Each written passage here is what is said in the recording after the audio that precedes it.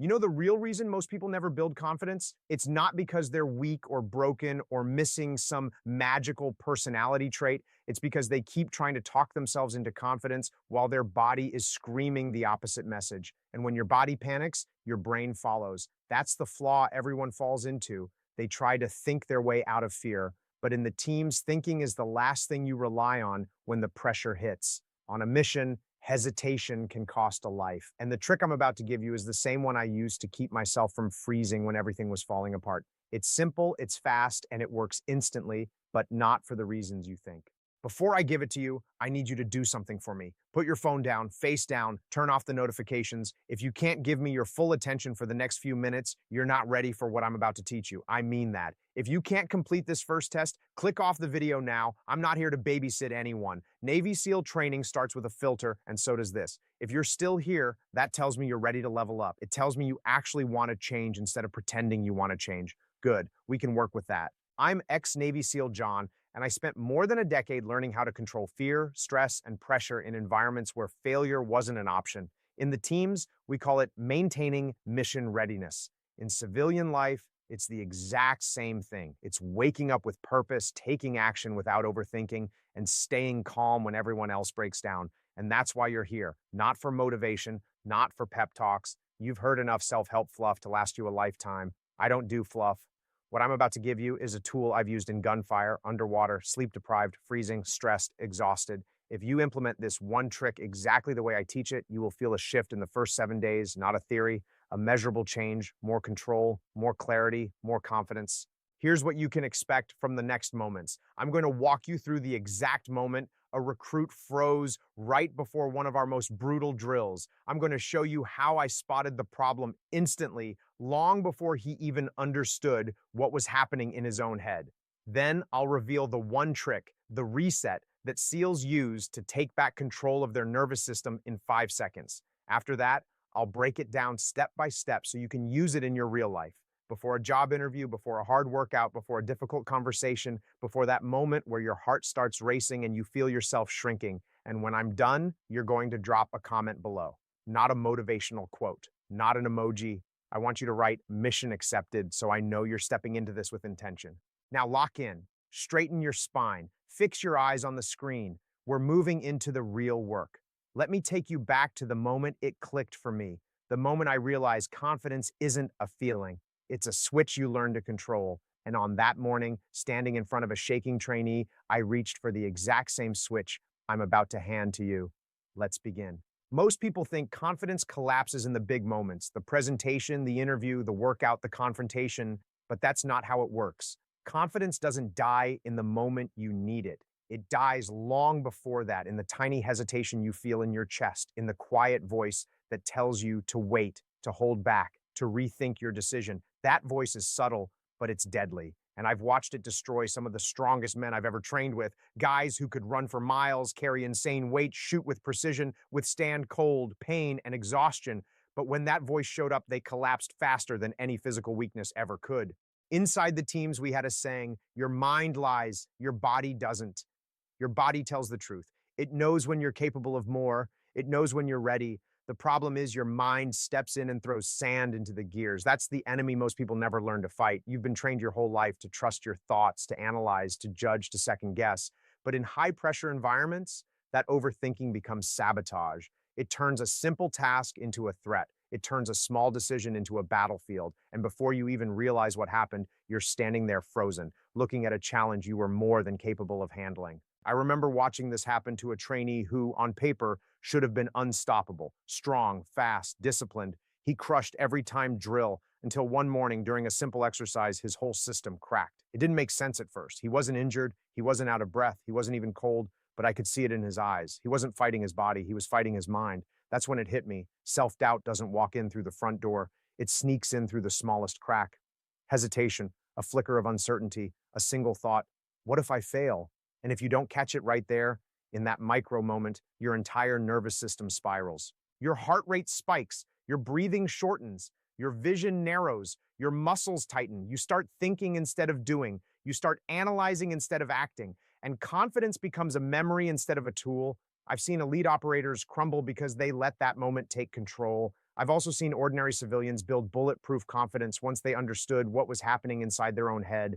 Here's the truth most people never hear: hesitation isn't weakness, it's biology. Your brain has one job: keep you alive. And anything unfamiliar, uncomfortable, or high stakes gets flagged as danger. That voice telling you don't do it is not wisdom. It's a false alarm. It's an outdated survival mechanism firing at the wrong time in the wrong context. Once you understand that, everything changes. You stop taking the voice personally. You stop believing it. You start recognizing it as the enemy it really is. And this is where the trick I'm about to give you becomes so powerful, because you don't fight hesitation by thinking harder. You don't fight panic with logic. You fight it by interrupting the system, by resetting your physiology so your mind falls back in line. Right now, you're standing at the edge of learning something most people will never discover. There's a way to shut down that collapse before it starts. There's a way to take back control in seconds. And in the next part, I'm going to show you exactly how I learned it.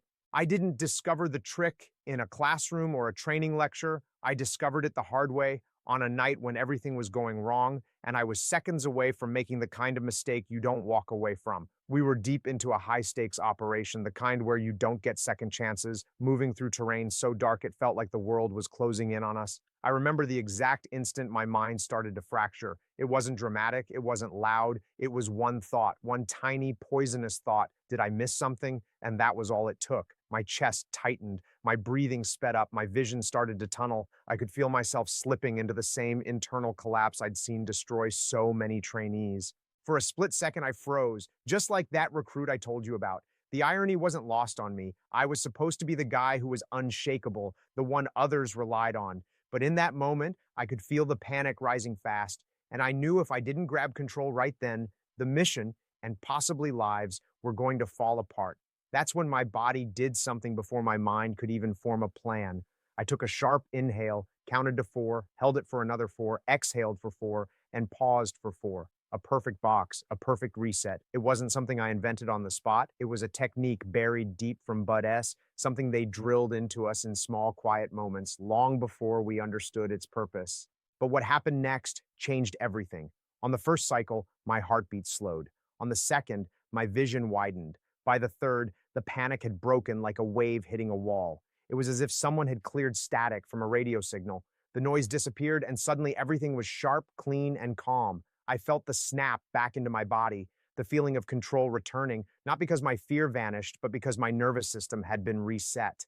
That's when I understood what box breathing really was. Not a relaxation trick, not a meditation technique. It was a trigger, a switch, a way to override the panic response before it hijacked the mind. Years later, after testing it in every kind of scenario, from underwater drills to close quarters chaos, I refined it into something even more powerful, what I call the box focus trigger. It's not just the breathing pattern, it's the pairing of the breath with a visual and mental lock-on, a point of focus that forces your attention into the present moment. During that near-failure operation, I locked my eyes onto a fixed point, a shadow line on the ground, and paired it with the breath. And just like that, my brain stopped scanning for threats that weren't there. It stopped looping old fears. It stopped predicting failure. Instead, it anchored itself to one thing, the next actionable step. That's the real magic behind the method. When your brain panics, it scatters. When you use the box focus trigger, you pull all of that scattered energy back into a single beam. You override the false alarms. You shut down the runaway thoughts. You reset your system faster than your mind can argue with you. It works instantly because physiology beats psychology every single time. And that moment on that mission was when I realized this wasn't just a SEAL tool, it was a life tool. But here's the part you need to hear. Knowing the trick isn't the same as mastering it. Understanding it is only step one. Using it under pressure. That's what builds real confidence. And before I teach you how to use it in your own life, I need to show you exactly how it saved someone else when everything was on the line. That's where the real lesson begins. The moment that proved this trick wasn't theory came during a mission that should have been routine, at least by SEAL standards. We were moving through a stretch of terrain that had gone quiet, too quiet, and everyone felt it. When you've done this long enough, silence becomes its own kind of warning. The air was thick, almost electric, like the world was holding its breath. Our team advanced in staggered formation, checking sectors, scanning windows, watching every shadow, and then, just as we rounded a narrow corridor between two crumbling structures, everything changed. A single, unexpected sound, a metal clank echoing from somewhere ahead, hit like a lightning bolt. It wasn't loud, it wasn't dramatic, but it was wrong. And wrong sounds get inside your head fast. I saw it happen to one of our newer guys, Evans. He was solid in training, sharp in planning, reliable under controlled pressure, but the field isn't controlled, and the mind doesn't always cooperate when reality punches you in the chest. Evans's breathing went from steady to shallow in under 2 seconds. His weapon dipped, his shoulders tightened. That tiny clank triggered a shockwave inside him, the kind that turns confidence into quicksand. He wasn't thinking about the mission anymore. He was thinking about everything that could go wrong. I recognized it instantly. The tunnel vision, the clenched jaw, the way his fingers locked around the grip like he was holding on for survival instead of control. I whispered his name, but it didn't land. He was gone, mentally spiraling into the kind of internal collapse that becomes contagious if you don't stop it fast. Fear spreads in teams. Panic is louder than any spoken word. If Evans froze in that moment, the rest of us would pay for it. And if he fired at the wrong thing, the consequences would be far worse. We needed him grounded right then, not 5 seconds later. And this is where most people don't understand confidence. It's not about ego or bravado or pretending nothing scares you. It's about reclaiming command over your own system when the world starts spinning.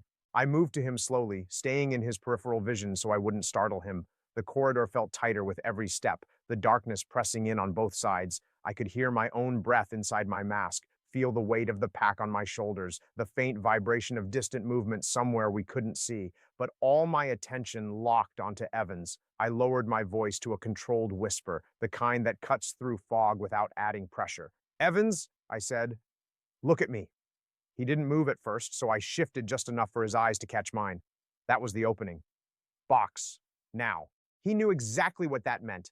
I stepped closer and mirrored the breath with him. In for 4, hold for 4, out for 4, pause for 4. But the real power wasn't just the breath, it was the focus. I tapped the wall beside him, a single point, and ordered, "Right here, stay on this."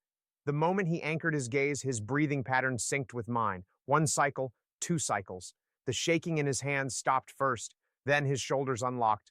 Then his vision widened again like someone had pulled open a curtain. In less than 15 seconds, the panic evaporated.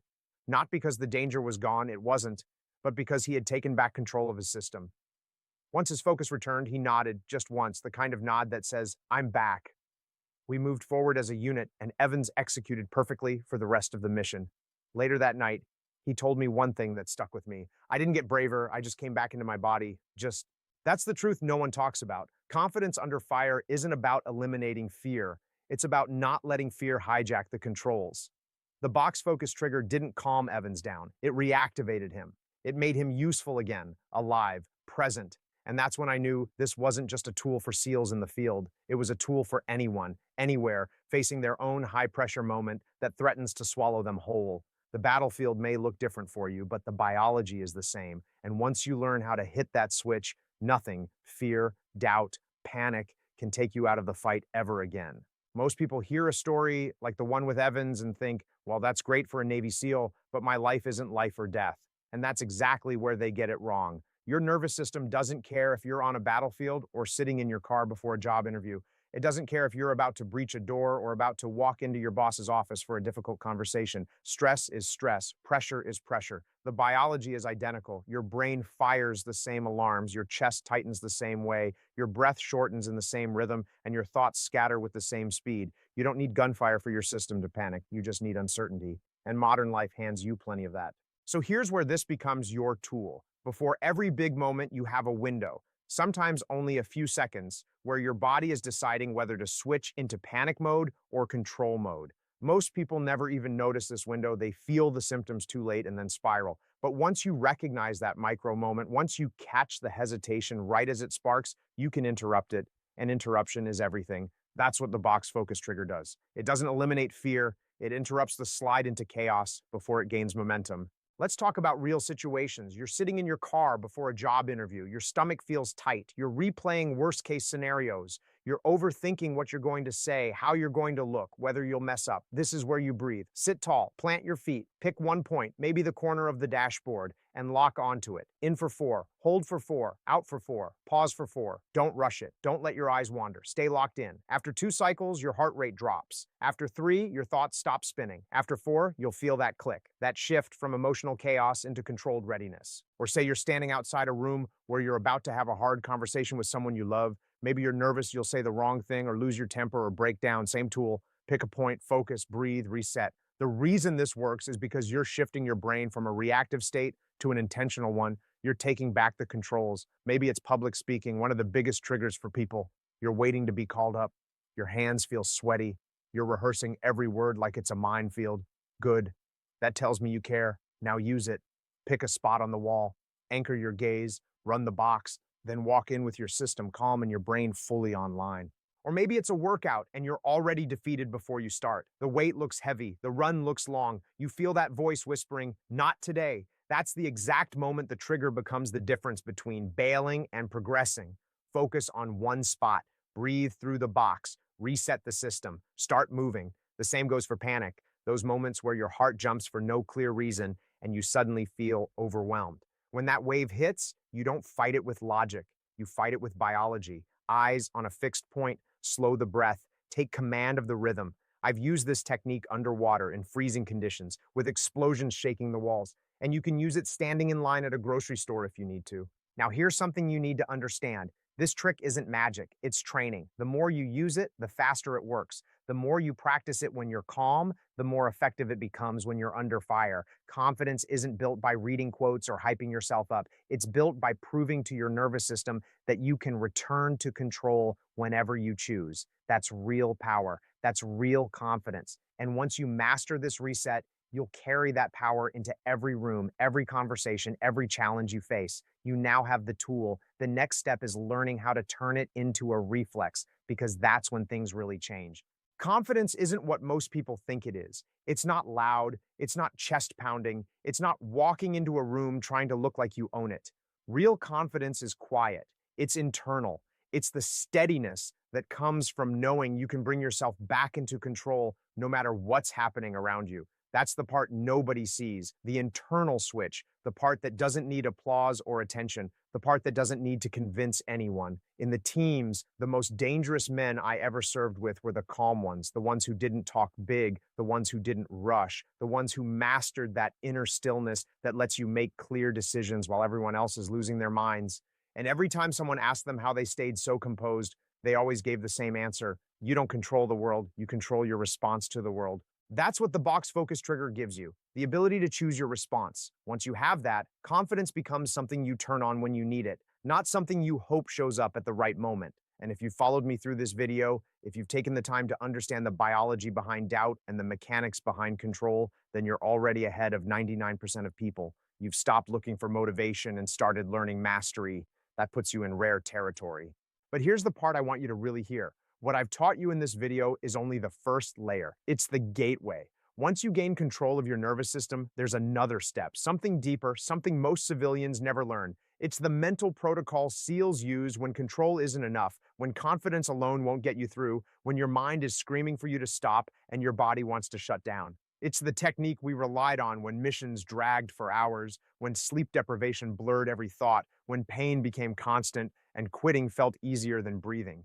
It's not about breathing. It's not about focus. It's something far more powerful and far more difficult. It's the reason the strongest guys don't always make it through training and the reason the quiet ones sometimes become legends. It's the difference between someone who performs well under pressure and someone who becomes unstoppable under pressure. And I'll tell you this much, once you learn it, your entire relationship with fear, stress, willpower, and self-discipline will never look the same. I'm going to break that down in the next video. The protocol, the mindset, the shift that separates those who crumble from those who push through anything. If you think today's lesson changed something for you, wait until you hear this one. It's the secret that carried me through Hell Week, through missions that lasted days without sleep, through moments where everything in me wanted to quit. You're ready for the next level. And if you're serious, really serious, then meet me in the next video. That's where things get real.